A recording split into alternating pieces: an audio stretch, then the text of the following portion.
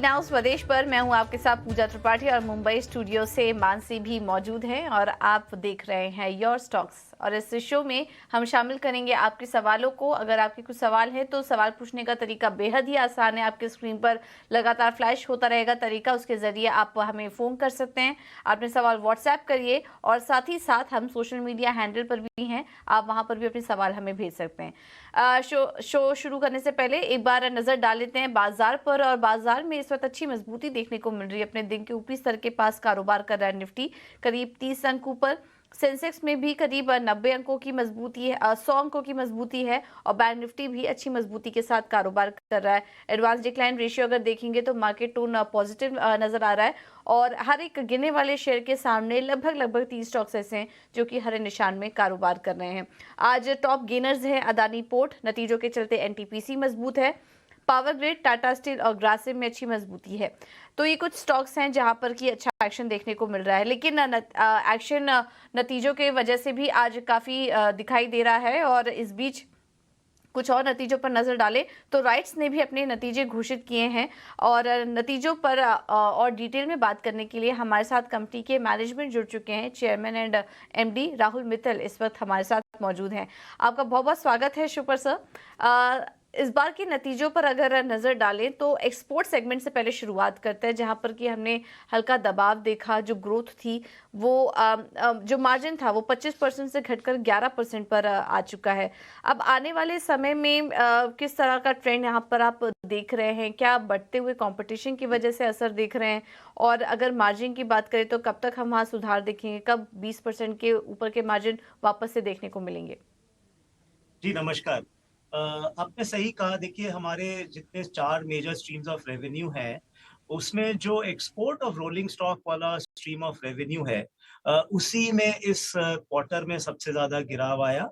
और ये हमारा जब एफवाई शुरू हुआ था तो हमारा ऑर्डर बुक एक्सपोर्ट में केवल 100 करोड़ था। और ये पुराने ऑर्डर्स थे जो प्री कोविड मिले थे। और इसीलिए इनफैक्ट इस क्वार्टर में एक्सपोर्ट स्ट्रीम से रेवेन्यू केवल करीब 40 करोड़ हुआ है। और इसका इम्पैक्ट हमारे प्रॉफिट्स में करीब 16 करोड़ का हुआ। और ये एक high margin, high top line, high bottom line stream of revenue है। सो जिस तरह का एफर्ट्स और हम लोग कर रहे हैं पिछले कुछ क्वार्टर्स में इस पर्टिकुलर स्ट्रीम में, और जिस तरह का पॉजिटिव मूवमेंट हमें दिखा है कुछ एरियाज में, हमारा पूरा एफर्ट है और हम होपफुल है कि कमिंग मंथ्स में कुछ फाइनाइट ऑर्डर मिलेंगे एक्सपोर्ट ऑफ रोलिंग स्टॉक में अक्रॉस कॉन्टिनेंट्स। और एफर्ट यही रहेगा कि इससे एंड ऑफ द एफवाई तक ये वापस ये जो एक डिप्रेस स्ट्रीम ऑफ रेवेन्यू है ये फिर पिकअप कर जाए। कल हम भी उम्मीद करेंगे कि आप जो एफर्ट्स लगा रहे हैं वो एफर्ट्स में आपको कामयाबी मिले। मानसी, दिस साइड आपके ऑर्डर बुक को रीड कर रहे थे हम, और रिसेंटली हमने देखा कि आपको जिम्बाब्वे से एक बड़ा एक्सपोर्ट ऑर्डर मिला है, लेकिन Q1 के ऑर्डर बुक में इसे ऐड नहीं किया गया। इसके पीछे की वजह क्या है? इसके एग्जीक्यूशन कब से शुरू होंगे और मार्जिन प्रोफाइल क्या रहेगा? देखिए, जो NRZ national railway of Zimbabwe से हमें एक एग्रीमेंट साइन हुआ था कुछ महीने पहले during the Indo African CII conference, उसमें उन्होंने हमें एक एग्रीमेंट साइन किया करीब 9 लोको और 315 वैगन के लिए, करीब 500 to 600 करोड़ का एस्टिमेटेड कॉस्ट पे, जिसमें उन्होंने कहा कि ये जब उनकी पूरी फंडिंग अरेंजमेंट्स अप्रूव हो जाएगी विद द ड्यू प्रोसेस, तब वो फॉर्मल हमको ऑर्डर रिलीज करेंगे। So that was conditional. इसीलिए हम उसको जब तक वो हमें फॉर्मल फंडिंग के साथ फॉर्मल ऑर्डर इशू नहीं करते, अभी it is just a initial contract agreement, इसलिए हम उसको ऑर्डर बुक में इंक्लूड नहीं कर रहे हैं। We are hopeful in the coming months that should fructify. Okay. कुछ और भी ऑर्डर की अगर बात करें तो आपने हाल ही में मोजाम्बिक में भी 500 करोड़ का एक्सपोर्ट ऑर्डर एक जीता है। वहाँ पर मार्जिन के हालात कैसे रहेंगे? क्योंकि वहाँ हम देख रहे हैं कंपटीशन भी काफ़ी ज़्यादा है, तो किस तरह के कंपटीशन आप देख रहे हैं और उसकी वजह से क्या मार्जिन लोअर साइड पे रहेंगे? देखिए, मैं क्लैरिफाई करूं, मोजाम्बिक का भी हमें ऑर्डर नहीं मिला है। हमारा ये ग्लोबल टेंडर था और ये ओके। 2 टेंडर्स थे, 10 लोगों का और 300 वैगन का। और उसमें ये ग्लोबल टेंडर की जब टेंडर ओपनिंग हुई करीब 10 दिन पहले, तो we were declared L1 in both, and इसीलिए एज अ गुड प्रैक्टिस हमने ये स्टॉक एक्सचेंज में डिक्लेयर किया विद क्लियर क्लैरिफिकेशन कि अभी ये रिक्विजिट ड्यू प्रोसेस वो लोग करेंगे, and we are hopeful that it will fructify again into an order. So let us see as it fructifies into a finite order, then हम लोग आपको और डिटेल्स दे पाएंगे. थॉट प्रोसेसेस आपके प्रोजेक्ट पोर्टफोलियो को एक्सपैंड करने पर भी आप कर रहे हैं, स्ट्रैटेजाइज कर रहे हैं, पर्टिकुलरली एक्सपोर्ट बिजनेस के लिए, और इसमें नॉन रेलवे ऑर्डर्स की भी बात कही जा रही है. क्या टारगेट है आपके नए ज्योग्राफीज को लेकर, अगर आप उस पर कोई रोशनी डाल पाएं? देखिए, हमारा राइट्स विदेश के इनिशिएटिव के तहत पिछले कुछ क्वार्टर्स से हम लोग ने across continents, whether it is south east Asia, चाहे वो अफ्रीका हो, लैटिन अमेरिका हो, हमने अक्रॉस सेक्टर्स, और यही राइट्स की स्ट्रेंथ है, हम अक्रॉस सेक्टर्स, इंफ्रास्ट्रक्चर सेक्टर्स हम कंसल्टेंसी करते हैं, तो हमें ऑर्डर्स मिल रहे हैं और हम जो एग्जिस्टिंग ऑर्डर्स को एग्जीक्यूट कर रहे हैं, तो चाहे वो गुआना में एक हाईवे का ऑर्डर हो, बांग्लादेश में रेलवे का ऑर्डर हो, अफ्रीका में हम लोग कंसल्टेंसी कर रहे हैं, हम लोग का नेपाल का आईसीपी अभी एक कमीशन हुआ, so we are getting orders, metro Mauritius में हम कर रहे हैं. तो जिस तरह, और हमने बहुत सारे अक्रॉस सेक्टर्स इन कॉन्टिनेंट्स में बिड किए हैं, और हम होपफुल हैं कि इस इनिशिएटिव को हम आगे बढ़ाते रहेंगे और एग्जिस्टिंग ऑर्डर बुक को एग्जीक्यूट करेंगे और फ्रेश ऑर्डर्स भी इंटरनेशनल कंसल्टेंसी की लेंगे. बिसाइड, जैसे मैंने समझाया, एक्सपोर्ट ऑफ रोलिंग स्टॉक को छोड़ के प्रोजेक्ट कंसल्टेंसी में भी हम और ऑर्डर्स लेते रहें. शुक्रिया आपका हमारे साथ जुड़ने के लिए, सवालों के जवाब देने के लिए, और आने वाले क्वार्टर्स के लिए आपको ढेरों शुभकामनाएं. धन्यवाद. चलिए, बिल्कुल राइट्स लिमिटेड के मैनेजमेंट से उनके कारोबार विस्तार प्लान्स को लेकर हम बातचीत कर रहे थे, और इस वक्त अगर आप देखेंगे करीब 3% की मजबूती के साथ 470 के लेवल्स के आसपास दिन के उच्चतम स्तर के बिल्कुल करीब राइट्स लिमिटेड का स्टॉक ट्रेड करता हुआ. आइए आगे बढ़ते हैं और अब सवाल जवाब का सिलसिला शुरू करते हैं. हमारे एक्सपर्ट्स को भी हमारे साथ जोड़ते हैं. सवाल पूछने का तरीका लगातार आपके टीवी स्क्रीन पर फ्लैश हो रहा है. हमसे सवाल पूछे, पूरी कोशिश करेंगे कि आपके सवालों के जवाब देने की यहाँ पर हम कोशिश कर पाए. हमारे साथ अब हमारे दोनों एक्सपर्ट्स जुड़ गए हैं. स्वस्तिका इन्वेस्टमेंट के गिरीश सुडानी हमारे साथ हैं, और साथ ही हमारे साथ टेक्निकल पैनल पर किरण जानी भी जुड़ गए हैं. गिरीश, किरण, स्वागत है आपका 18 आवर्स स्वदेश पर. अपना समय देने के लिए आपका शुक्रिया.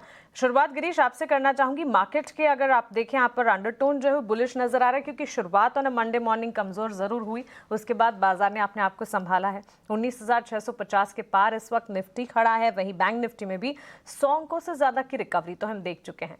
कैसे देख रहे हैं इस हफ्ते को, स्ट्रैटेजाइज कैसे करेंगे मार्केट्स को? देखिए, ये हफ्ता बिकॉज हम ऑलरेडी एक रिजल्ट सेशंस में चल रहे हैं, रिजल्ट वीक है हमारे, तो कहीं पे भी रिजल्ट्स और स्टॉक स्पेसिफिकेशन से ऑब्वियसली आएगा ही आएगा. जो मैं ऑलरेडी, आप अगर देखें तो मैं 19,400 19,500 के लेवल से यही बात कर रहा हूँ कि अगर आप इस मार्केट में इस स्टेज पर खड़े हुए हैं तो आपको बेसिकली स्टॉक स्पेसिफिक ही होना पड़ेगा. एंड रिजल्ट सीजन है तो उसके लिए उस वजह से रहेगा. हालांकि अगर कुछ सेक्टर्स को देखा जाए जो ऑलरेडी नहीं मूव कर रहे हैं, तो उनके ऊपर जरूर डेफिनेटली थोड़ी आई रखनी चाहिए. जैसे कि मेटल सेक्टर हो गया, फार्मा सेक्टर अभी डेवलप हुआ, आईटी सेक्टर हो गया, तो ये सेक्टर अब डेवलपमेंट स्टेज पर है. तो थोड़ा सा उनके लेवल पे अगर स्ट्रैटेजी बना के चलते हैं तो आगे के फ्यूचर पर्सपेक्टिव्स काफी अच्छे रहेंगे.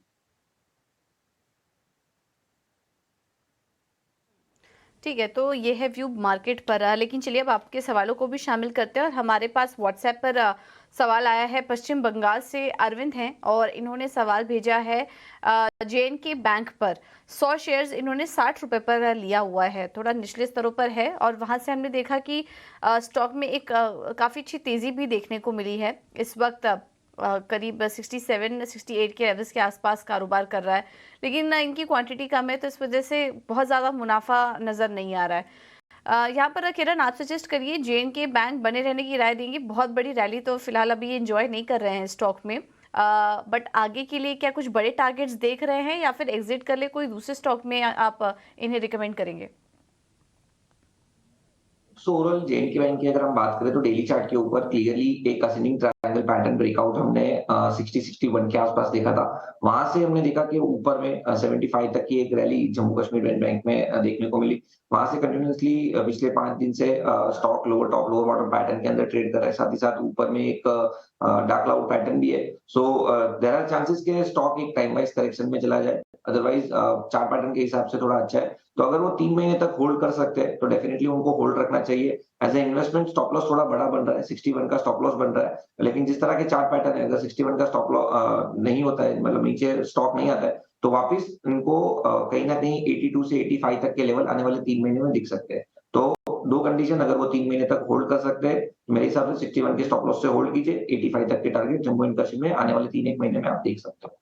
पोजीशंस को इंटैक्ट रखें क्योंकि चार्ट्स जो है पॉजिटिव अब भी नजर आ रहे हैं। 61 के नीचे अगर फिसला तो फिर जम्मू एंड कश्मीर बैंक में डाउन टर्न्स दिखाई दे सकते हैं, लेकिन 3 महीने के टाइम फ्रेम को मद्देनजर रखते हुए 61 का एक स्टॉप लॉस 85 तक जाने का दमखम रखता है। हमारे साथ एक और कॉलर जुड़ गए हैं, लाइव कॉलर वरुण कुमार कोलकाता से हमारे साथ फोन लाइन पर जुड़े। वरुण जी नमस्कार, आप अपना सवाल पूछें। नमस्कार मैम। जी मैम मेरा 2 स्टॉक पे व्यू लेना था मैम। बताइए। एक पहला स्टॉक है वरुण बेवरेजेस और दूसरा है मैम देवयानी इंटरनेशनल। ठीक है। तो ये दोनों स्टॉक को मैं मैम सोच रहा था मैं लॉन्ग टर्म परस्पेक्टिव के लिए खरीदने के लिए, तो क्या अभी सही समय है इसको इंटर करने का, और क्या प्राइस रेंज में दोनों स्टॉक में इंटर कर सकते हैं? ठीक है गिरीश, लंबी अवधि के निवेशक हैं, 2 स्टॉक से वरुण बेवरेजेस पर इनकी नजर है और साथ ही देवयानी इंटरनेशनल। एक तो quick service restaurant, speciality restaurants के जिस तरह से ट्रेंड हमने देखे हैं, ऑफ कोर्स सीजनलिटी फैक्टर्स के साथ साथ ही, लेकिन ये एक स्पेस है जो कि लगातार चल रहा है। क्या राय होगी आपकी on a long term basis अगर इन 2 स्टॉक्स में निवेश करना है? क्या ये सही मौका है, सही वक्त है इन दोनों स्टॉक्स में एंटर करने के लिए, देवयानी इंटरनेशनल, वरुण बेवरेजेस? देखिए देवयानी इंटरनेशनल में तो डेफिनेटली इस लेवल पे इन्वेस्ट कर सकते हैं। इनको एक 170 का 165 का एक स्टॉप लॉस मेंटेन करना रहेगा। आगे के जो फर्दरली 1 से 1.5 साल के टारगेट्स हैं वो 250 से प्लस ही रहेंगे।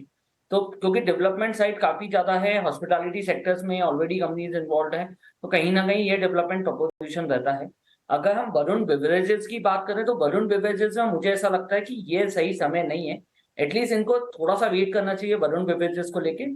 770, 765 का, 775 का एक लेवल इनको कहीं दिखाई अगर देता है तो उस टाइम पे इन्वेस्ट करें लॉन्ग टर्म पोजीशंस को लेके। 720 का, 725 का एक स्टॉप लॉस मेंटेन करें, 850 से 900 का एक टारगेट मेंटेन कर सकते हैं। आपको दोनों स्टॉक्स पर दी गई है ना लॉन्ग टर्म बेसिस, और भी कई सारे शेयर्स हैं जिस पर आप नजर रख सकते हैं। हमारे साथ इस शो में आप बने रहें। शो के अंत में हम आपको लॉन्ग टर्म पर्सपेक्टिव के लिहाज से और भी कई सारे शेयर्स सुझाएंगे जहां पर आप निवेश का एक मौका ढूंढ सकते हैं। अगले दर्शक जुड़े हैं भोपाल से, SK सिंह। नमस्कार, क्या सवाल है आपका, पूछिए। हाँ नमस्कार मैडम। KEI इंडस्ट्री लिया था 2601 पे, 100 शेयर हैं। पावर केबल तो अच्छा चल रहा है, पॉलीकैब का नतीजा भी अच्छा आया था, आज इसका नतीजा भी आना है, लेकिन इस शेयर में मूवमेंट नहीं है। तो प्लीज आप अगर इस पे अपना, ये लिया कब था आपने? ये लिया था करीब 20 दिन पहले, 20 जब वो टॉप बना रहा था। अच्छा। तो करेक्शन के दौरान मैंने लिया था। जी जी हाँ बिल्कुल, तो वही मैं देख रही थी। अभी कुछ दिन पहले 2800 के पार निकला था। जी जी, उसी 2800 के पार भी निकला था स्टॉक, उसके बाद राइट। चलिए आपको राय दिलवा देते हैं। KEI इंडस्ट्रीज, जैसा कि आपने बताया, वैसे कोई दिक्कत नहीं है। केबल एंड वायर कंपनी आजकल चल रही हैं, कैपिटल गुड एंसिलरी कंपनीज हैं ये सब, और इनमें हम अच्छा मोमेंटम भी देख रहे हैं। हालांकि एक यहाँ पर करेक्शन ज़रूर आया है, बट आप क्या सजेस्ट करेंगे? किरण, आपसे सवाल होगा। KEI इंडस्ट्रीज थोड़ा ऊपरी स्तर पर इन्होंने यहाँ पर एंट्री कर ली है, लेवल्स वाइज के आपको सही लग रहा है, बने रहना चाहिए और तेज़ी के लिए रुके, या फिर थोड़ा यहाँ पर इनको कोई दूसरा स्टॉक अभी आपको पसंद आ रहा है वहाँ पर निवेश स्विच करने की सलाह देंगे?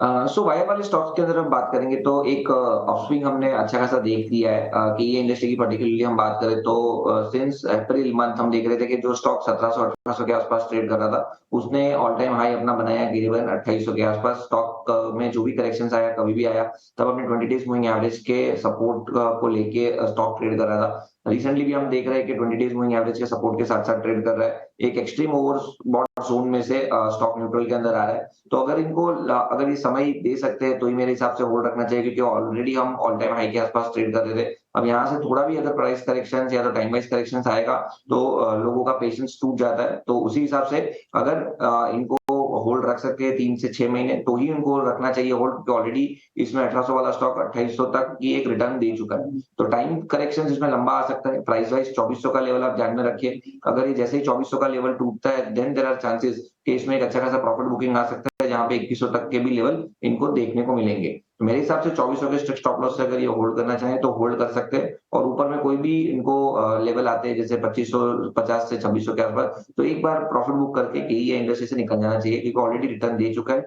मेरे हिसाब से टाइम करेक्शन आ सकता है। तो व्यूवर को स्ट्रैटेजाइज करना पड़ेगा क्योंकि यहाँ पर करेक्शन देखा जा सकता है और इसी के चलते आपको थोड़ा लंबा नजरिया रखना होगा। 3 से 6 महीने का आउटलुक रखें। 2500-2600 के लेवल्स अगर आप देखते हैं, जिसके चांसेस इस वक्त कम नजर आ रहे हैं क्योंकि वो बॉट है, ये स्टॉक यहाँ से नीचे जा सकता है, लेकिन जैसे ही 2500-2600 तक के लेवल्स दिख जाएं एक बार प्रॉफिट बुक करने की कोशिश भी की जा सकती है। फिलहाल आउटलुक को थोड़ा लंबा रखना चाहिए आपको। आगे बढ़ते हैं, जहां पर लगातार स्टॉक स्पेसिफिक राय हम आपको बता रहे हैं, आपके सवालों के जवाब देने की कोशिश है। इस कोशिश में ऑप्शंस की स्ट्रैटेजी भी लगातार हम आपको बताते हैं। ऑप्शंस में कहां हैं आपके कमाई के मौके, आइए जानते हैं ऑप्शंस के चैंपियन में।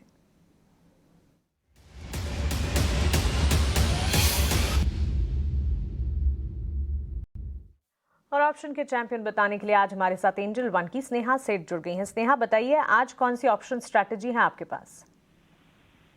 ऑप्शंस में अगर हमें ट्रेड करना है तो आई थिंक एक ग्रासिम अगर आप देखें तो पूरा ही सीमेंट पैक में काफी अच्छा तेजी दिखने को मिल रही है। Grasim is already up by 1%। मुझे लग रहा है कि इसमें एक ओवरऑल देखेंगे तो एक ब्रेकआउट जैसा दिख रहा है।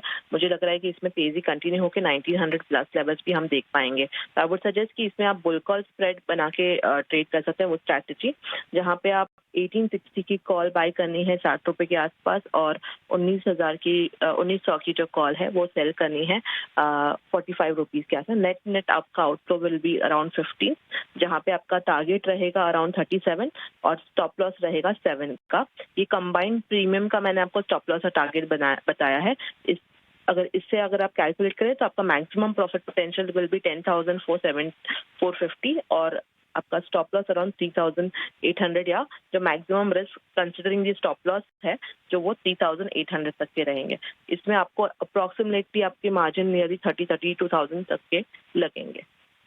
स्नेहा, शुक्रिया आपकी स्ट्रैटेजी हमें बताने के लिए। तो ग्रासिम पर ऑप्शन की स्ट्रैटेजी आपकी स्क्रीन पर आप देख रहे हैं। 1860 की कॉल को खरीदने की राय यहाँ पर स्नेहा की तरफ से आती हुई दिख रही है और उसी के ठीक सामने ग्रासिम की ही एक कॉल आपकी स्क्रीन पर जो दिखेगी वहाँ उसे बेचने की राय। मैक्स टू मैक्स आपका फायदा और मैक्स टू मैक्स कितना आपका नुकसान हो सकता है ये भी आपको हम लगातार स्क्रीन पर बता रहे हैं। 1900 की कॉल 1800 की कॉल के सामने आपको बेचनी होगी, तो ये राय आपके लिए। छोटे से ब्रेक ले यहाँ पर बाजार इस पर दिन की ऊपरी स्तर पर कारोबार कर रहा है। सेंसेक्स में 150 अंकों की तेजी, और अगर निफ्टी भी देखेंगे तो वहां पर भी करीब 40 अंकों से ज़्यादा की तेज़ी इस वक्त देखने को मिल रही है। तो बाजार में तेज़ी का सेशन आज, और इस बीच आपके सवाल भी हमें लगातार मिल रहे हैं। अब हमारे साथ कोलकाता से अगले दर्शक जुड़ चुके हैं।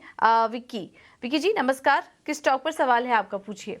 मैडम नमस्कार, मेरा स्टॉक में है शेयर इंडिया सिक्योरिटीज 100 शेयर 1270 के रेट पे है, और ट्रांसमिशन है 100 शेयर 1000 के रेट पर, और एक है उसका स्मॉल फाइनेंस बैंक 51.5 के रेट पे 1000।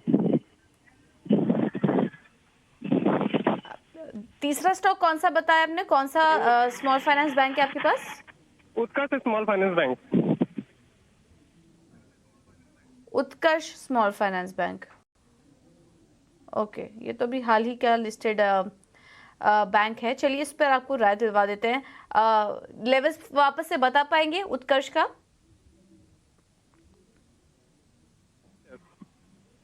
नहीं, चलिए उनसे संपर्क नहीं हो पा रहा है, लेकिन जिस स्टॉक पर सवाल पूछा उन्होंने वो पहले आपको बता देते हैं। पहला तो पिक्स ट्रांसमिशन के स्टॉक हैं इनके पास, और यहाँ पर लेवल्स जो इन्होंने लिए हैं 100 शेयर्स इन्होंने 1000 रुपए के आसपास लिए हुए और अच्छा मुनाफा हो रहा है।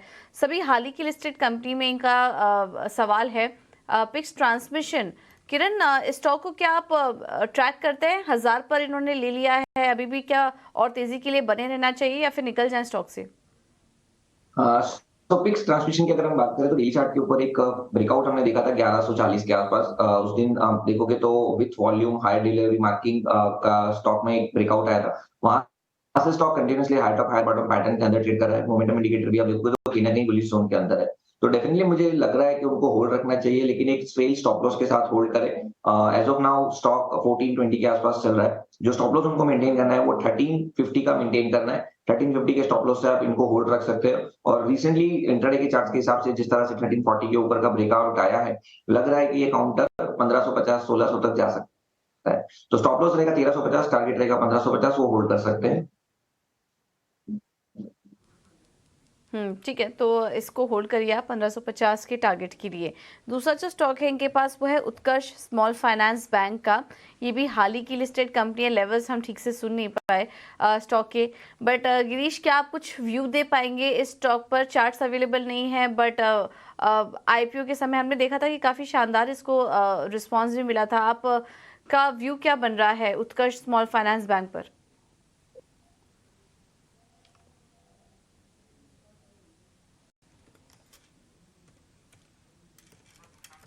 गिरीश आप सुन पा रहे हैं? आपको आवाज आ रही है?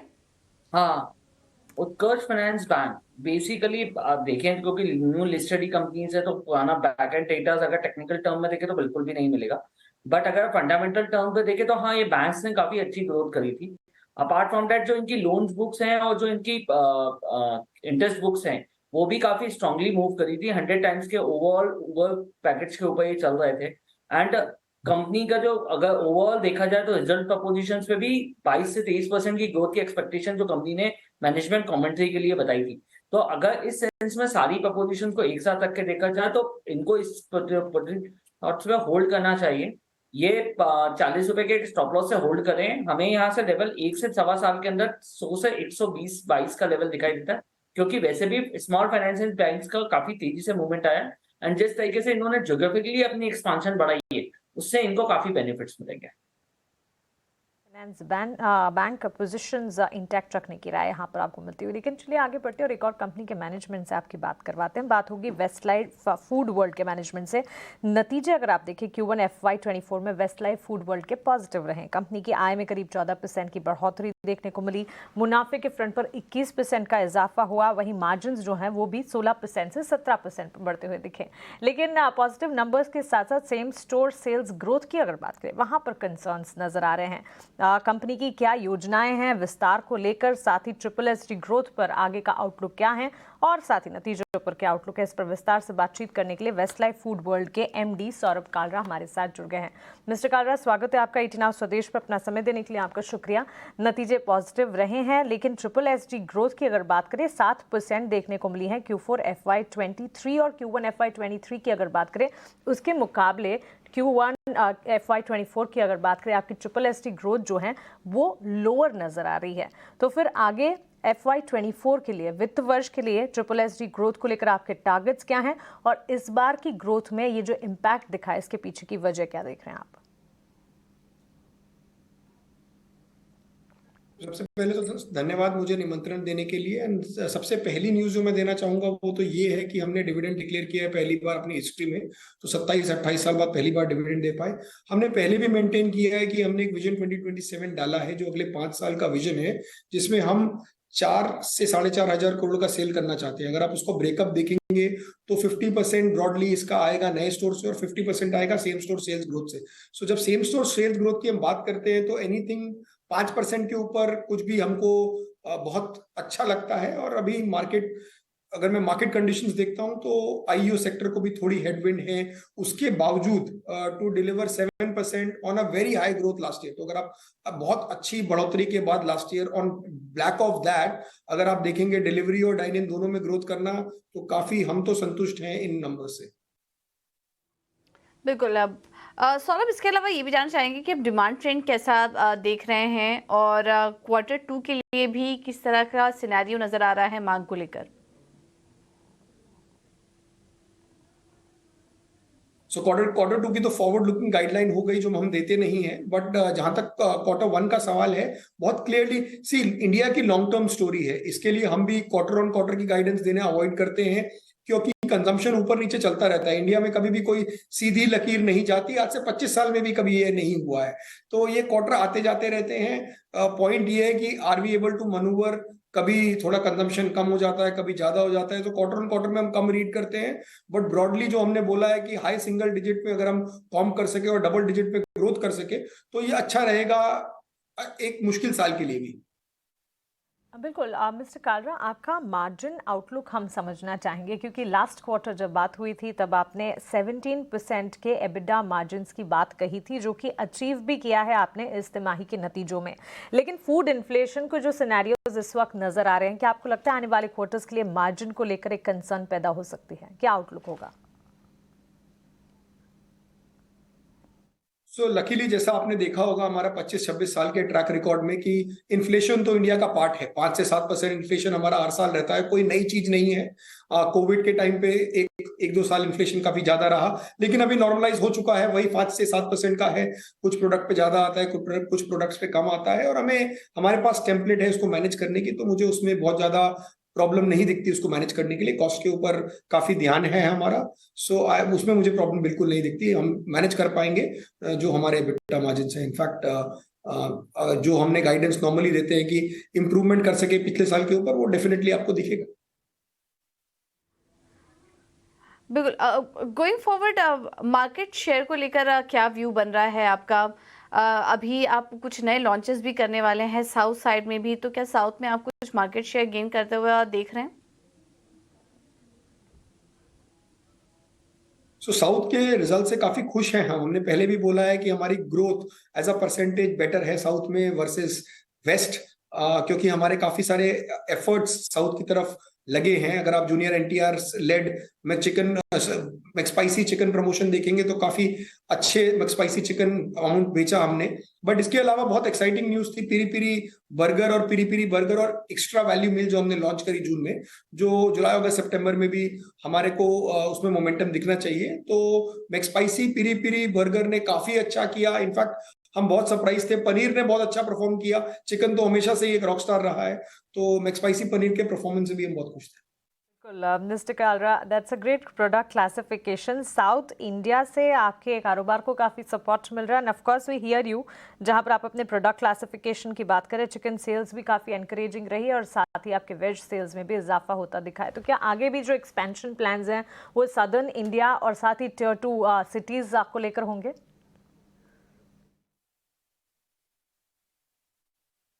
मैं ऐसा नहीं कहूंगा कि मेट्रो में ज्यादा हुआ है या नॉन मेट्रो में कम हुआ है। एक्चुअली वेल राउंडेड ग्रोथ आई है। अगर आप देखेंगे तो हमने जो ग्रोथ के नंबर्स दिखाए हैं, 9% पे हमने ग्रो किया है। अपना डिलीवरी बिजनेस भी 18-19% पे डाइनिंग को ग्रोथ किया है, तो ओवरऑल 14.5% पे ग्रोथ लाए हैं। तो ये वेल राउंडेड ग्रोथ है। इसमें ऐसा नहीं है कि एक बड़े शहर में ही ग्रोथ आई है, छोटे शहर में ही ग्रोथ आई है, तो हर जगह से एक अच्छा बैलेंस ग्रोथ मिला है। बिल्कुल सौरभ, बहुत शुक्रिया आपका हमारे साथ जुड़ने के लिए, सवालों के जवाब देने के लिए। आपके बिजनेस में काफ़ी अच्छी ग्रोथ हम देख रहे हैं और आने वाले क्वार्टर्स में भी इसी तरह की ग्रोथ आप देखें, ऐसी हमारी शुभकामनाएं। वेस्ट लाइफ फूड वर्ल्ड के मैनेजमेंट से हमने बात की। किरण, आपसे जानना चाहेंगे स्टॉक प्राइस इस वक्त हम देख रहे हैं आज एक रेंज में ही 940 के आसपास ट्रेड करती हुई, लेकिन जिस तरह से मैनेजमेंट को हम सुन रहे थे, बिजनेस एक्सपेंशन प्लान्स भी हैं और नतीजे भी काफ़ी अच्छे नजर आए। आपकी राय क्या होगी? वेस्ट लाइफ फूड की अगर हम बात करें तो डेली चार्ट के ऊपर यहाँ पे भी हम एक ब्रेकआउट जो देखा था वो कहीं ना कहीं 800 के लेवल से आया था। Cup and handle pattern breakout था, वहां से स्टॉक वन साइड हम देख रहे हैं कि high top higher bottom pattern के अंदर ट्रेड कर रहा है। ऊपर में 960 तक के टारगेट हमने देखे। कोई भी करेक्शन आता है कहीं ना कहीं अपने 20 डेज मूविंग एवरेज का सपोर्ट लेके वापस वो अपने प्रीवियस ट्रेंड के अंदर रिज्यूम करता है। तो चार्ट पैटर्न काफी स्ट्रॉन्ग है। एक अग्रेसिव बाई लेना चाहे या तो बैट लेना चाहे तो डेफिनेटली करंट मार्केट प्राइस से या कोई भी डिप आता है हमको लेना चाहिए, क्योंकि फेस्टिवल सीजन भी आने वाली है, तो चांसेस है कि ये सब काउंटर में तेजी कंटिन्यू रह सकती है। तो 940 के आसपास करंट मार्केट है। करंट मार्केट से या तो कोई भी गिरावट आती है 920 तक हमें एक्यूमुलेट करना चाहिए। ओवरऑल जो स्टॉप लॉस हमें रखना है वो अग्रेसिव स्टॉप लॉस 880 का रखना है, और जिस तरह के चार्ट पैटर्न है 1000-1050 के प्लस हम टारगेट डेफिनेटली आने वाले फेस्टिवल सीजन में देख सकते हैं, तो डेफिनेटली बाई करके जा सकते हैं। ठीक है, तो बिल्कुल खरीदारी करने की सलाह वेस्ट लाइफ फूड वर्ल्ड में मौजूदा स्तर से भी। चलिए अब आगे बढ़ते हैं, कुछ और भी सवालों को शामिल करेंगे हमारे साथ। हमारे पास व्हाट्सएप पर सवाल आया है, पटियाला से सुखविंदर सिंह जी ने सवाल भेजा है वर्धमान टेक्सटाइल पर। 100 शेयर्स हैं, 351 पर उन्होंने लिया हुआ है और मुनाफे में है अभी फिलहाल। तो ये 368 के पास स्टॉक कारोबार कर रहा है और आज भी हम देख रहे हैं कि स्टॉक में 2% की मजबूती देखने को मिल रही है। तो थोड़ा निचले स्तरों पर इन्होंने बाइंग की है, बट हम काफी समय से देख रहे हैं स्टॉक एक रेंज में ही है। किरण, वर्धमान टेक्सटाइल पर क्या व्यू बन रहा है आपका? के अंदर हम देख रहे हैं कि जो चार्ट पैटर्न है या तो जो सेक्टर हमें दिखा रहा है कि एक टाइम वाइज करेक्शन के अंदर हम ट्रेड कर रहे हैं। वर्धमान टेक्सटाइल की अगर हम बात करें तो एक ascending triangle pattern fresh breakout के आसपास ट्रेड कर रहा है।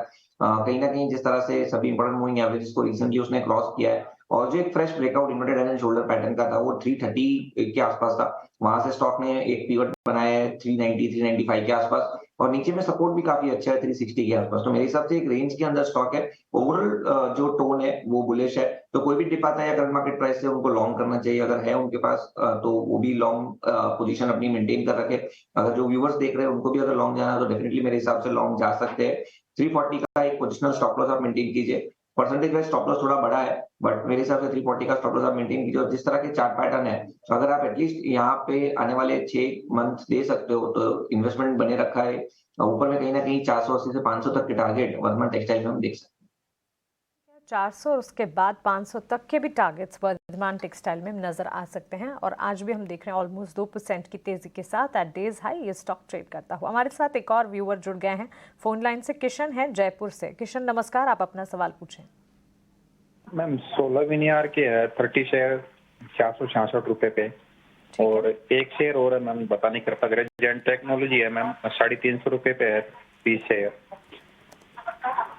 ठीक है, जेन टेक्नोलॉजीज 350 के दाम पर इन्होंने खरीदे हैं और साथ ही सुला विनियार्ड्स। इनफैक्ट दिसंबर 2022 में ही सुला विनियार्ड्स की लिस्टिंग हुई थी और उसके बाद अगर देखें स्टॉक में हमने मूवमेंट भी देखी। और पिछले, गिरीश आपसे जानना चाहूंगी क्योंकि ताज़ा लिस्टिंग हुई है, पिछले 6 महीनों पहले ही दिसंबर में लिस्टिंग हमने देखी और कैगर बेसिस करीब 36% तक के प्रॉफिट ग्रोथ दिखाए हैं इस कंपनी ने। इसके अलावा भी healthy dividend pay out ratio भी रहा है on a long term basis सुला विनियार्ड्स पर। और साथ ही जेन टेक्नोलॉजीज आईटी स्पेस में वैसे हम देख रहे हैं जो छोटी मझौली आईटी कंपनियां उस पर फोकस लगातार बढ़ रहा है। आपकी राय क्या होगी? देखिए, सुला विनियार्ड्स में हम काफी बुलिश रहे हैं बिकॉज ये एक डिफरेंशिएट प्रपोजल बिजनेस प्लान्स रहते हैं इनके जो नए एक्सपांशन प्लान्स भी आ रहे हैं। अगर नए टर्म्स पे बात करें तो इनकी काफी नई वाइन्स भी इंट्रोड्यूस करी थी इन्होंने मार्केट में आफ्टर लिस्टिंग। तो ऑलरेडी मार्केट शेयर काफी इंट्रोड्यूस करा है बिकॉज इंडिया वाइन कंट्री कभी रहा ही नहीं but they are the first players. तो इन लोगों का काफी अच्छा मोमेंटम रहा एंड जो sales year on year basis या क्वार्टर ऑन क्वार्टर बेसिस पे भी देखे तो 22 से 23% की सेल बढ़ी। तो अगर इस सेंस में सभी चीजों को कैलकुलेट करा जाए तो 470 का एक स्टॉप लॉस मेंटेन करें। हमें 550 से लेकर 600 का एक टारगेट दिखाई देता है अगले 6 से 8 महीने के टाइम फ्रेम के लिए। तो सुला विनियार्ड्स को तो डेफिनेटली अपने बकेट में रख सकते हैं। रही बात है जेन टेक्नोलॉजीज का, मुझे बाइंग प्राइस बता दीजिए इनकी। टेक्नोलॉजीज पर इन्होंने अपनी हमारे साथ मेंशन की थी, एक बार देखते हैं, 350। एरोस्पेस एंड डिफेंस से जुड़ा ये स्टॉक है वैसे और अपनी बाइंग प्राइस इन्होंने ऑलमोस्ट आई थिंक 350 की बताई थी। 623 के लेवल्स पर ये स्टॉक ट्रेड कर रहा है। एरोस्पेस डिफेंस पर तो लगातार फोकस है ही। हमारे साथ व्यूअर जुड़े भी हैं। किशन, जेन टेक्नोलॉजीज पर आपकी एंट्री लेवल्स क्या थे? किस दाम पर खरीदे थे आपने? 350 पे मैं। ठीक है, हाँ 350 ही थे। गिरीश बताइए। देखिए, अगर ये लॉन्ग टर्म इन्वेस्टर हैं तो मेरी राय तो यही है कि चले 550 से 550 के बीच का एक रेंज बना लें। जैसे ही अगर स्टॉक उसके आसपास कहीं आता है तो अपनी प्रॉफिट बुकिंग कर लें। बाकी ये स्टैंड करके रखें, लॉन्ग टर्म्स के लिए एक बहुत अच्छा कैंडिडेट है अगर देखा जाए तो, क्योंकि एरोनॉटिकल्स और बेसिकली टेक्नोलॉजी का जो कॉम्बिनेशन है इनका, जो जिस तरीके के इनका प्रोडक्ट लाइन डेवलपमेंट्स हैं, इनमें आगे फर्दर ग्रोथ काफी इंपॉर्टेंट रहेगी। और हम जैसे हम देख रहे हैं कि एक्सपोर्ट ओरिएंटेशन प्रोग्राम्स के अंदर भी हमारे डिफेंस में काफी अच्छा इन्वॉल्वमेंट रखा है। तो उस टेक्नोलॉजी के बेसिस पे इनको होल्ड करना चाहिए। अगले 6 से 8 महीने के लिए 800 से 850 का भी एक टारगेट दिखाई दे सकता है। तो ये है व्यू आपके दोनों ही स्टॉक पर। अब अगला सवाल ले लेते हैं। हमारे साथ लाइव कॉलर जुड़े हैं मुरादाबाद से गौरव। गौरव जी नमस्कार, किस स्टॉक पर सवाल है आपका? पूछिए। जी नमस्कार जी। मैम एक्चुअली मैं पूछना चाह रहा था, मुंबई बॉम्बे डाइन मैंने शेयर लिए थे 1180, करीबन 1.5-2 साल हो गए, 93 के रेट पे है। और मैंने एक्चुअली शॉर्ट टर्म के लिए लिए थे, बट ये है कि इसका रेट नहीं निकल के आ रहा था। अब इसका रेट निकला तो है, बट लग रहा है कि अभी थोड़ा सा इसमें मूवमेंट है। तो मैं ये जानना चाह रहा था कि अभी मैं इसे सेल कर दूं, मतलब, या फिर अभी से रोकूं। किरण, आप सजेस्ट करिए। बॉम्बे डाइंग मुनाफे में है फिलहाल तो ये 93 पर, लेकिन बहुत लंबा समय दे दिया इन्होंने। काफ़ी समय पहले की खरीद है, अब जाकर इन्हें थोड़ा मुनाफा दिखना शुरू हुआ है, तो और तेज़ी के लिए बने रहना चाहिए या फिर एग्जिट कर लें?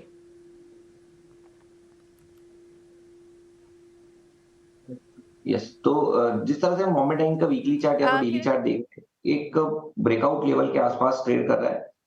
जिस तरह से लास्ट वीक में 20 डेज मूविंग एवरेज का सपोर्ट लेके स्टॉक निकला है, तो मेरे हिसाब से इनको होल्ड रखना चाहिए। काफी लंबा समय वो दे चुके हैं, तो थोड़ा और समय दे इस काउंटर को। एक अच्छे ब्रेकआउट लेवल के आसपास है, लेकिन इस टाइम उनको एक स्ट्रिक्ट स्टॉप लॉस मेंटेन करना रहेगा, वो रहेगा 108 का। 108 का एक स्ट्रिक्ट स्टॉप लॉस आप मेंटेन कीजिए। जब तक ये काउंटर 108 के ऊपर आप होल्ड रखिए, क्योंकि चांसेस है कि ये ऊपर में कहीं ना कहीं 130 तक आपको टारगेट दिखा सकता है। तो 130 के टारगेट के लिए 108 का स्टॉप लॉस और बॉम्बे डाइंग होल्ड कर सकते हैं। रखने की राय इस वक्त बॉम्बे डाइंग पर हम देख रहे हैं करीब 4% की तेजी के साथ इस स्टॉक में ट्रेड नजर आ रहे हैं। लेकिन चलिए आगे बढ़ते हैं और एक और कंपनी के मैनेजमेंट से बात करते हैं। हमारे साथ फिनो पेमेंट के मैनेजमेंट जुड़ गए हैं। फिनो पेमेंट के Q1 के नतीजों की अगर बात करें, मुनाफे में हमने देखा है इजाफा देखने को मिला है, साथ ही नेट इंटरेस्ट इनकम भी इनकी बढ़ी है। और स्टॉक के मूवमेंट को अगर आप देखें, पिछले एक महीने में स्टॉक ने करीब 34% के रिटर्न्स दिखाए हैं, तो क्लियरली स्टॉक भी अच्छे खासे मूव के साथ इस वक्त ट्रेड करता हुआ। आइए नतीजों को लेकर मैनेजमेंट का क्या कहना है, बिजनेस एक्सपेंशन को लेकर बातचीत क्या हो रही है, इस पर बात करते हैं। हमारे साथ फिनो पेमेंट बैंक के MD और CEO ऋषि गुप्ता अब जुड़ गए हैं। ऋषि, स्वागत है आपका इतना और स्वदेश पर अपना समय देने के लिए आपका शुक्रिया। सबसे पहले तो अच्छे नतीजे पेश किए, इसके लिए ढेरों शुभकामनाएं हैं आपके लिए। ग्रोथ ट्रिगर्स क्या रहे, कहाँ से स्ट्रेंथ मिली, और साथ ही SFB लाइसेंस जो ताज़ा डेवलपमेंट्स हुए हैं, क्या बदलाव आपके लिए इससे होते हुए दिखे, आप बताएं। जो हमारी जो स्ट्रैटेजी रही है पिछले 2 सालों से, वो जिसको हम टैम कहते हैं, transaction to accounts to monetisation. तो हमारी ट्रांजैक्शन पे भी ग्रोथ हुई है। हम लोग ऑन अ मंथली बेसिस हम 2.5 लाख अकाउंट्स पर मंथ हम ऐड कर रहे हैं। सो उसकी वजह से हमारा रेवेन्यू भी ग्रोथ करा है। हमारी एन्युटी इनकम जो है वो नियरली 96% ग्रो करी है। 26 करोड़ का हमें वहाँ पे रिन्यूअल इनकम मिला है कासा के ऊपर। हमने 21% ग्रोथ करी है on an overall basis in the revenue side. So revenue की ग्रोथ है, साथ में उसके अंदर मार्जिन्स की ग्रोथ आ रही है। हमारा पैट मार्जिन 5.4% है, जो पिछले साल में 3.5% था पहले क्वार्टर के अंदर। पहला क्वार्टर नॉर्मली हमारा, क्योंकि सारे साल के नॉर्मली सारे एक्सपेंसेस जैसे एम्प्लॉय कॉस्ट है, ऑपरेटिंग कॉस्ट है, वो आ जाती है, तो ओवर अ पीरियड वो इतनी ग्रो नहीं करती कंपेयर टू द रेवेन्यू। सो पहले क्वार्टर पे थोड़ा सा हमारा ड्रॉप आता है प्रॉफिट का सिक्वेंशियली अगर हम देखते हैं, एंड उसके बाद हम रिस्क को रिकवर करते हैं। Coming to the SFB part, small finance bank को लेके जो आपका क्वेश्चन है, सो फिनो एक पेमेंट्स बैंक है, एक सक्सेसफुल पेमेंट्स बैंक है। हम लोगों ने काफ़ी सारी चीज़ें पहली टाइम करी है। हमें लग रहा है कि SFB के अंदर जो हमारा कस्टमर बेस जो हमने बना लिया है 82 लाख का, जो हमारा मर्चेंट बेस है 14 लाख का, वो हमारे लिए एक बहुत बड़ा एक इंफ्रास्ट्रक्चर है, एक नॉन कस्टमर बेस क्रिएट हो गया है। तो स्मॉल फाइनेंस बैंक में एक डिफरेंशिएटेड अप्रोच हम लेकर चल रहे हैं compare to a traditional bank. हमारा मॉडल पेमेंट्स बैंक प्लस का मॉडल है। इसका मतलब ये है कि जो हमारे पे लिमिटेशन है 2 लाख रुपए की, वो अगर जाएगी, प्लस हमें लेंडिंग अपॉर्चुनिटी मिलेगी, तो हम और अच्छी तरह से ग्रो कर सकते हैं। फिनो ने जो अपना इकोसिस्टम बनाया है, ये एक एसेट लाइट इकोसिस्टम है। ब्रांचेस कम है, फिक्स कॉस्ट कम है, फिक्स एसेट्स कम है, और ज्यादातर हम मर्चेंट्स के थ्रू हम बिजनेस करते हैं। तो हमारी ये जो अप्रोच है, हम इस कोशिश करेंगे इसी अप्रोच के साथ हम स्मॉल फाइनेंस बैंक के अंदर भी आगे लेकर जाएं। तो अगर हम अपने अगले 3 से 5 साल के प्रोजेक्शंस लेकर चल रहे हैं, तो उसके अंदर हमें लग रहा है कि हमारा जो ट्रांजैक्शन इनकम है वो will continue to be substantial income. 75 to 80% of our revenue will continue to be on a transaction revenue. About 20% will come into lending business. So we'll continue like a transaction based services bank as such. Fino ने जो अपना customer base create करा है, उसमें एक healthy deposit base हमें create करा है हमने। सो हमारी डिफरेंशिएटेड अप्रोच के अंदर हमारी कासा जो स्ट्रैटेजी है वो भी काफी डिफरेंट रहेगी, और हमें एक्सपेक्टेशन है कि हम कासा के अंदर एक अच्छा ग्रोथ पकड़ सकेंगे स्मॉल फाइनेंस बैंक जी। में आके। हमारी एक्सपेक्टेशन है कि अगले 3 साल के अंदर हम 2 करोड़ कस्टमर बेस और 20 लाख मर्चेंट इकोसिस्टम हम क्रिएट कर पाएंगे। सो इसको सबको अगर हम लेकर देखते हैं as a small finance bank, it will be a very different from a बिल्कुल। Traditional Rishi ji, bank approach. जी जी ऋषि जी, अगला सवाल कस्टमर बेस को लेकर था, लेकिन काफ़ी कुछ जवाब आपने हमें दे दिया है। इसके बाद जानना चाहेंगे, जो एसएफबी लाइसेंस की बात चल रही है, फिर गोइंग फॉरवर्ड क्या एक्शन प्लान रहेगा? कब तक स्टेक डाइल्यूशन हमें देखने को मिल सकता है, या फिर फ्रेश इशू क्या लाने की कुछ योजना बैंक की? इसके बारे में कुछ टाइमलाइन अगर शेयर कर पाए तो। जरूर। सो हमारा बोर्ड अप्रूवल फ्राइडे को हुआ है। बोर्ड ने हमें अप्रूवल दिया है कि आप आरबीआई को अप्लाई कर जी। सकते हैं स्मॉल फाइनेंस बैंक के लिए। तो अब हम एप्लीकेशन अब सबमिट करेंगे in the due course of time. हमारी जो कैपिटल बेस ऑलरेडी है, प्लस जो आगे की प्रॉफिट्स जो हम लोग एक्सपेक्ट कर रहे हैं, उसके बेसिस पे हमें लग रहा है कि अगले 5 साल तक हमें और कैपिटल की जरूरत नहीं पड़ेगी as a small finance bank also. And जो कस्टमर बेस है हमारा, वो हमारी सबसे बड़ी स्ट्रेंथ है। जो हमने इंफ्रास्ट्रक्चर बनाया है वो सबसे बड़ी स्ट्रेंथ है। उसी को हम लेके आगे इसको एज एन एसएफबी कन्वर्ट करेंगे। ओके ऋषि जी, समय की थोड़ी कमी है, इसलिए इतने सवालों को हम ले पाएंगे, लेकिन वापस से दोबारा आपसे कनेक्ट करने की ज़रूर कोशिश करेंगे। फिलहाल अपना कीमती समय हमें देने के लिए बहुत बहुत धन्यवाद आपका, और आने वाले तिमाही के लिए भी all the very best sir. तो ये थे फिनो पेमेंट बैंक के मैनेजमेंट ऋषि गुप्ता हमारे साथ जुड़े थे। और एक बार स्टॉक पर राय ले लेते हैं, क्योंकि शानदार तेज़ी हमने देखी नतीजों के बाद देखने को मिली फिनो पेमेंट के, स्पेशली एसएफबी की जो घोषणा की है। किरण, आपका क्या व्यू बन रहा है फिनो पेमेंट कंपनी को लेकर?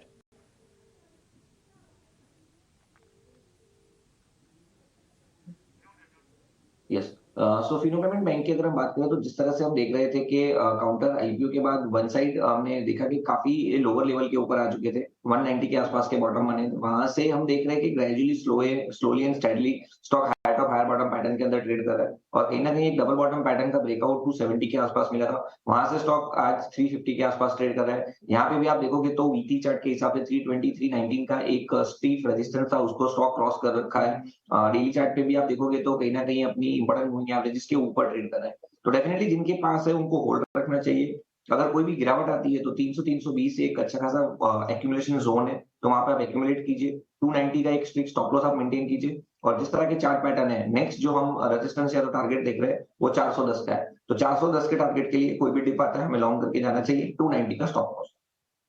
पोजीशंस बिल्कुल इंटैक्ट रहे। नई पोजीशंस के लिए गिरावट का इंतजार करें, अगर गिरावट मिले तो फिर नई पोजीशंस ली जा सकती है, क्योंकि यहाँ से भी ऊपर के लेवल्स जो हैं वो एंटिसिपेटेड है फिनो पेमेंट बैंक में। चलिए, योर स्टॉक्स को हम यहीं समेटने जा रहे हैं। एक बार क्विक मार्केट चेक देख लेते हैं। निफ्टी 19,695 के लेवल्स पर, यानी कि 19,700 के बिल्कुल नज़दीक इस वक्त ट्रेड करता हुआ। अच्छी खासी मजबूती दिन की शुरुआत से ही हमने निफ्टी में ज़बरदस्त रिकवरी देखी, और रिकवरी जो है वो खरीदारी की तरफ अब बदलती हुई। ऐसी ही एक तस्वीर आप बैंक निफ्टी पर भी देखेंगे, 45,530 के लेवल्स पर। वहां पर भी हरे निशान के साथ इस वक्त करीब 66 अंकों की मजबूती नजर आ रही है। चलिए गिरीश और किरण, आपका शुक्रिया हमारे साथ जुड़ने के लिए, सवालों के जवाब देने के लिए। योर स्टॉक्स को हम यहीं समेट रहे हैं। मुझे और पूजा को आप दीजिए इजाजत, लेकिन ईटी नाउ स्वदेश पर खबरों का सिलसिला लगातार जारी है। बने रहें। नमस्कार।